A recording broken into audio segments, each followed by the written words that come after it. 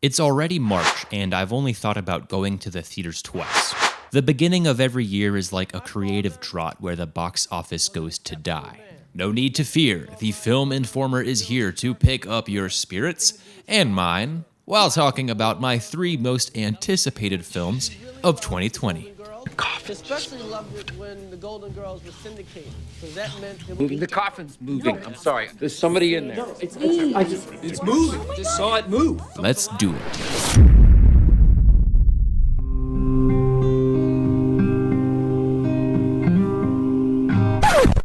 Think Star Wars on LSD made only for adults. That's what Frank Hebert's sci-fi opera Dune has been described as. Now, if you're as unfortunate as me, you've seen David Lynch's massive failure Dune from 1984. If you haven't, check out my video where I break down exactly how terrible that movie is.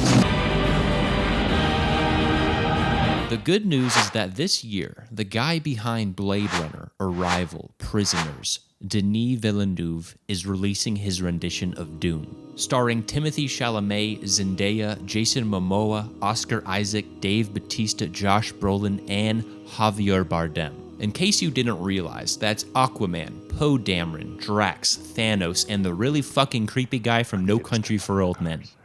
All these goons are ganging up for what's been described as the next Lord of the Rings. Sci-fi Lord of the Rings. I mean, I'm a huge fan of Star Wars, but it doesn't compare with Lord of the Rings considering Tolkien's world building and his characters and the tension that is the end of the world of man. I'm Fred Willard, and this is Totally Obsessed. One of my favorite pastimes is playing cards, and so I like to come home and just relax and be with family. Alrighty, everybody? They are family to me. I guess she's hooked on hobbits. It's ridiculous in my opinion. And I know she talks about me behind my back. What do I do? Dune has a chance to be this level of epic.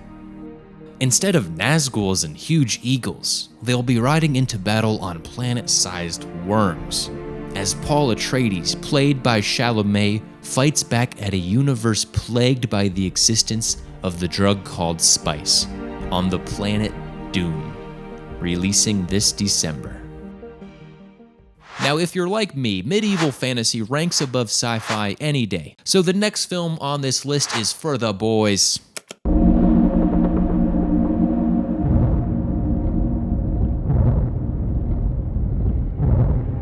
The Green Knight is A24's sequel to Skyrim.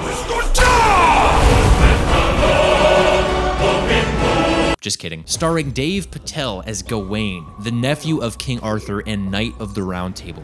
This is a fantasy retelling of Arthurian history. Now, the trailer doesn't give away much, so if you'd like to dive into this legend, I'll let you do so on your own. Personally, I'm looking forward to going into this film blind to its story, but let me tell you why I think it'll be good. The number one reason being director David Lowery. A24 is my favorite production studio because they allow directors to have full control over their work. David Lowery teamed up with A24 back in 2017 for his original film, A Ghost Story, which is very much unlike anything else I've ever seen.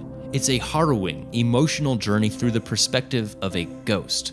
It's strange, mystic, but it's an experience that works.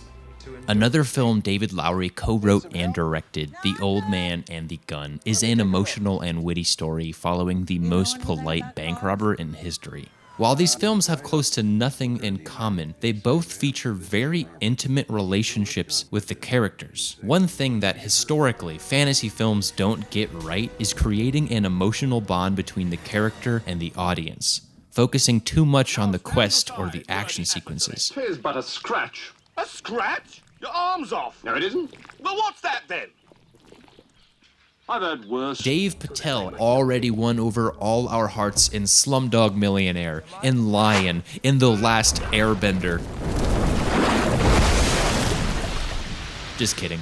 So casting him was a very smart choice in bringing over audiences who wouldn't necessarily watch this type of film. If David Lowery gets this right, we could be experiencing a special film, a medieval fantasy like no other, an emotional journey through the legend of Gawain and the Green Knight, releasing May 29th. The next film is a new entry in the genre known as Wes Anderson. The question being, can Wes Anderson continue creating Wes Andersons? The answer, hell yeah.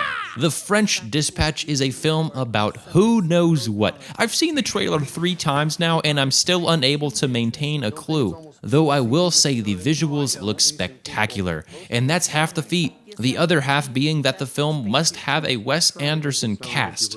And in that department, we have more Wes Anderson than ever before, maintaining staple names like Bill Murray, Owen Wilson, and Tilda Swinton, and bringing over new names like Timothee Chalamet and Benicio del Toro.